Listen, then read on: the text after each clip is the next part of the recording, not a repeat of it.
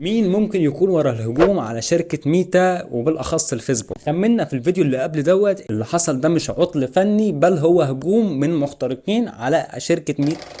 مين ممكن بقى يكون ورا الهجوم ده لو الهجوم ده تم اصلا؟ لا ما اعتقدش ان هو ده، يعني هو ده مش هيسيب المكوك الفضائي ويجي يتخانقوا مع بعضيهم. اي نعم، احنا عارفين ان الاتنين دول ما بينهم خلافات كتيره جدا، بس ما توصلش بيهم للدرجات دي يا جماعه، مش للدرجات دي، يعني الموضوع ده اكل عيش برضه. طب لو الهجوم ده تم عشان تسريب البيانات، وده حاجه انا ما برجحهاش تماما، لان بيحصل يوميا الاف الهجمات على الفيسبوك وعلى شركه ميتا، ويتم فيها برضه تسريب شويه من المعلومات كده بدون ما يحصل الضجه والعطل ده كله. طيب هل الهجوم ده تم عشان اسهم الشركه بتاعه الفيسبوك او شركه ميتا عامه تنزل، كمستثمرين يشتروا الاسهم، بعد كده الاسهم ترجع ترتفع تاني؟ ده من التحليلات او التخمينات اللي اكتر من حد رجحها. مستنيين شركه ميتا تتكلم وتقول ايه هو العطل وتم بسبب ايه، والخفايا تبدا تظهر.